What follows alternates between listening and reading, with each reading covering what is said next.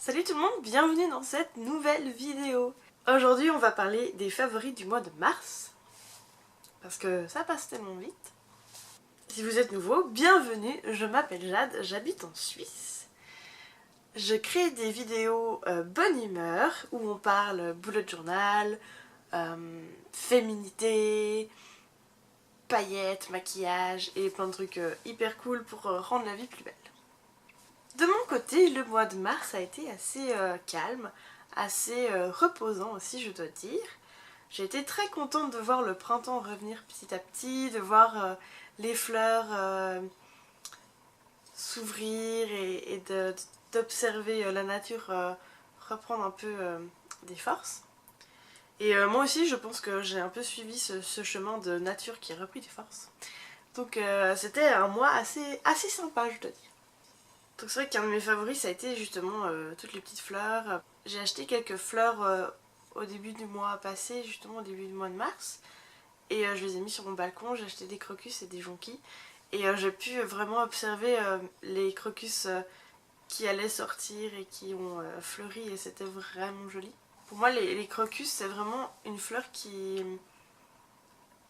rappelle justement le printemps et le renouveau et je trouve ça juste magique en fait. J'ai aussi apprécié le fait qu'il fasse plus chaud et puis qu'on puisse aller se promener plus facilement sans devoir mettre 36 000 couches de veste et tout. Donc ça c'était aussi sympa. Ensuite je sais pas si vous avez vu ma vidéo des favoris du mois de février. Mais si c'est le cas vous avez sûrement vu que j'ai acheté une nouvelle tasse Peter Pan. Et oui alors j'ai un petit souci avec les...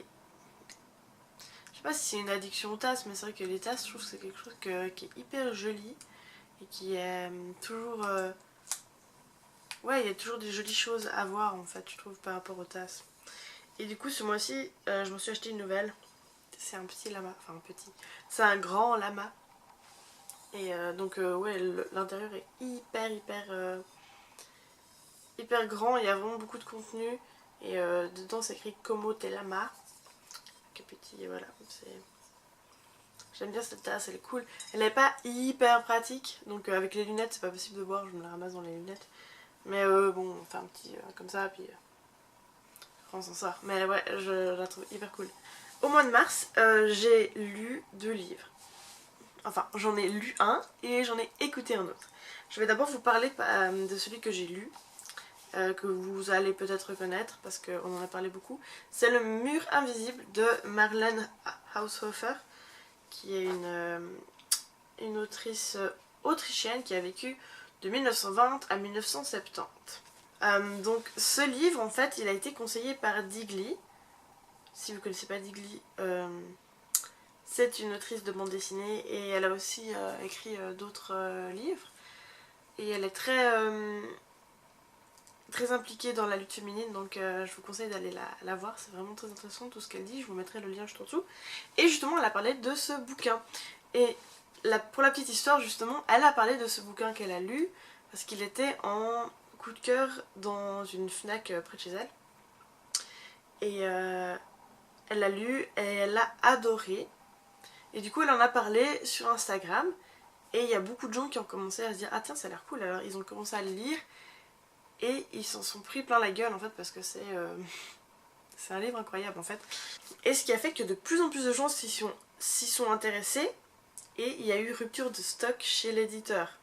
Il y a eu une réimpression, donc grâce à Digli, indirectement, oui, grâce à elle en fait, grâce à elle, il y a eu réimpression de ce bouquin, qui était vraiment un peu parti, un peu dans l'oubli. Et l'histoire, en fait, je vais vous dire un peu en gros, c'est l'histoire d'une femme qui doit avoir, je sais pas, 50 ans, je dirais. Je suis pas sûre qu'on nous dise l'âge de cette femme, mais je dirais qu'elle a à peu près 50 ans. Et elle part en week-end dans un chalet avec des amis. Puis c'est le chalet de ses amis. Et puis ils vivent leur vie tranquille. Et il y a un soir où justement elle se dit qu'elle est un peu fatiguée, alors elle va rentrer avant les autres, alors elle se couche. Et le lendemain matin, elle se réveille et elle trouve bizarre parce que ses amis ne sont pas rentrés. Alors elle sort un peu pour voir si elle les voit dans la forêt ou comme ça. Et tout à coup elle se heurte en fait justement à un mur invisible.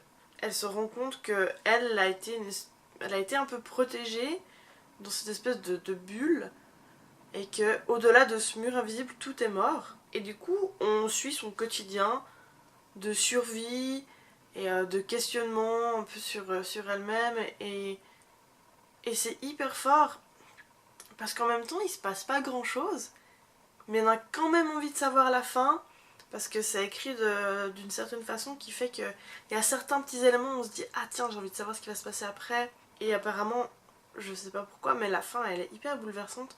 Moi j'ai pleuré et il y a beaucoup de gens qui ont pleuré à la fin et c'était vraiment très fort donc vraiment je vous le conseille mais vraiment vivement parce qu'il est vraiment... Ouais je pense que c'est un livre qui va rester aussi, mais ça aussi Digli le disait, c'est un livre qui va rester, c'est des livres qui nous habitent plus tard. Il y a peu de livres je pense qui font cet effet mais il y a certains livres qu'on lit et qui nous habitent encore longtemps après. Du coup, Le mur invisible. Un autre livre du coup que j'ai lu mais que je peux pas vous montrer parce que je l'ai écouté en fait sur mon téléphone avec mon application Audible. Je vous mettrai le lien juste en dessous. Et il s'agit du livre Après de Stéphane Alix. C'est un journaliste qui était reporter de guerre, en fait, journaliste de guerre. Et maintenant il se spécifie dans d'autres sujets. Et donc après c'est le tome 2, c'est la suite du livre qui s'appelle Le Test. Je sais pas si j'en ai déjà parlé, mais Le Test en gros, je sais pas, je l'ai lu il y a peut-être 2-3 ans quand il est sorti. En fait, le père de Stéphane meurt et il décide de faire un espèce de bâton de test et de mettre 3 ou 4 objets dans son cercueil juste avant qu'il soit scellé. Et après, tout le long du livre, on suit Stéphane en fait dans son cheminement auprès de plusieurs médiums pour voir si le père de Stéphane arrive ou non à décrire ces objets en fait qui sont dans son cercueil. Et c'est un livre vraiment très intéressant et je pense que même si on est un peu fermé d'esprit, c'est quelque chose qui est tout à fait abordable parce que justement, comme il est journaliste, il va vraiment démontrer les choses et essayer de prouver que ce qu'il dit est vrai, donc je trouve ça assez intéressant. Et du coup, ça c'est le test, et maintenant j'ai écouté la suite qui s'appelle Après. Et après, ça parle vraiment justement de l'au-delà, de ce qu'il y a après la mort et tout ça. Donc voilà, après, voilà, on y croit pas, hein, je vais pas vous forcer. Mais c'était un truc vraiment incroyable. Il y avait 8 heures, plus de 8 heures d'écoute, et je l'ai dévoré en 2 jours et un petit bout du 3e jour, mais c'était vraiment fort et c'était vraiment beau et c'était vraiment hyper intéressant. Donc ça aussi je vous le conseille vivement si c'est un jour des sujets qui vous intéressent. Parlons maintenant d'autocollants. Donc si vous me suivez et que vous avez vu un peu mes vidéos bullet journal, vous savez que les autocollants c'est mon truc et que je kiffe les autocollants. Et justement, Digli, la personne dont je vous parlais, qui a conseillé ça, donc elle est illustratrice et autrice, tout ça. Et l'année passée, elle avait fait une vente sur Etsy pour acheter un peu justement ces illustrations. Puis j'avais acheté celui-là que je trouvais magnifique. Et cette année, rebelote, elle s'est dit qu'elle allait de nouveau faire une vente. Et dans le lot, il n'y avait pas justement que des illustrations, il y avait aussi des autocollants et des pins. Je vais vous montrer les autocollants en fait, parce qu'ils sont juste sublimes. J'ai acheté 2 planches. Je n'ai pas encore osé les utiliser, je sais pas où les mettre, mais je sais que je vais les utiliser. Et du coup, ils ressemblent à ça. Donc c'est un peu poétique, mystique. Il y a une lune, il y a des cartes, il y a un cristal. Ouais, je trouve que c'est très un peu ésotérique et c'est quelque chose qui me plaît énormément en ce moment. Donc ouais, je trouve qu'il y a quelque chose qui me parle énormément dans ce thème. Et un peu dans le même thème en fait, j'ai commandé des autocollants de C comme Lynn. C'est aussi une illustratrice. Et c'est aussi des autocollants un peu thème sorcière, sorcellerie, magie, tout ça. Et par exemple, on a genre des petites potions, Love Potion, petite étoile, la sauge, une main avec un pendule, petit sac avec des runes, aussi des cristaux, toujours joli, moi j'adore ça, vous savez très bien maintenant. Aussi un chat. C'est pas Luna, hein, c'est plus fat quand même, c'est pas vraiment Luna là. Et il y a un balai, enfin il y a plein de choses qui rappellent justement tout ce qui est sorcellerie, magie, de ça, et je trouve que c'est hyper joli. Donc ça aussi je vous mettrai le lien juste en dessous pour retrouver ça, parce qu'en fait elle a fait une vente un peu comme ça vite fait sur son Instagram, et puis j'ai sauté sur l'occasion.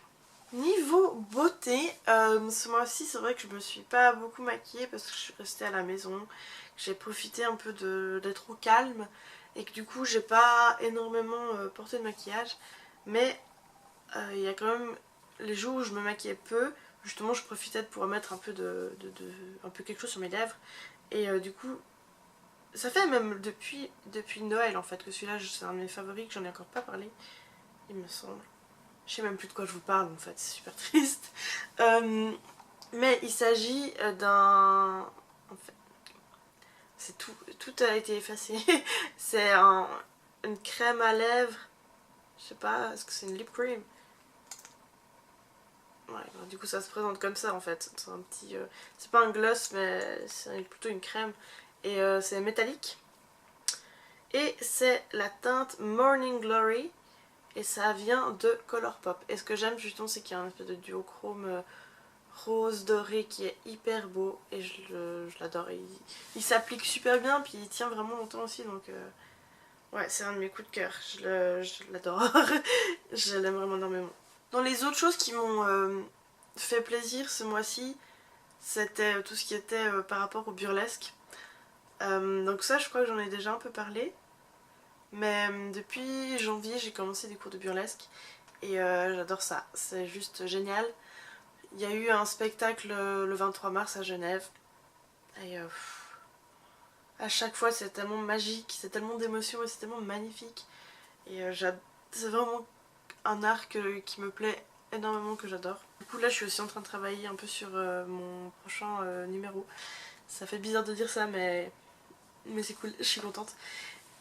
Et du coup, donc ça aussi ça a été cool de pouvoir un peu choisir la musique, de travailler sur le costume et de se lancer et d'oser. Et ça m'a fait vraiment prendre confiance en moi et c'est génial je trouve. Donc il y a eu ça aussi qui fait partie de mes favoris du mois de mars. Et pour finir, je peux pas terminer cette vidéo sans vous parler de la nouvelle chanson de Rammstein. Elle est sortie fin mars et elle s'appelle Deutschland, donc l'Allemagne. Donc ils ont fait un peu polémique au départ parce qu'ils ont lancé leur trailer avec des images de eux en prisonniers juifs dans les camps de concentration. Mais bon, c'est Rammstein, il faut pas s'arrêter à ça parce que c'est clair qu'ils sont là pour provoquer et que si vous regardez la vidéo en entier, vous allez juste être mind blown. La vidéo elle est géniale, la chanson elle est sympa, c'est du Rammstein, hein, c'est toujours assez simple, mais elle reste quand même pas mal dans la tête et puis elle est cool, franchement elle est cool. Et du coup là aussi je vous mettrai le lien juste en dessous parce que si vous n'avez pas vu, allez voir. Après voilà, je comprends que Rammstein c'est pas forcément la tasse de thé de tout le monde, mais moi c'est un groupe que j'aime énormément, donc je suis hyper contente qu'ils reviennent avec une nouvelle chanson, surtout que ça fait plus de 10 ans qu'ils ont rien fait en fait.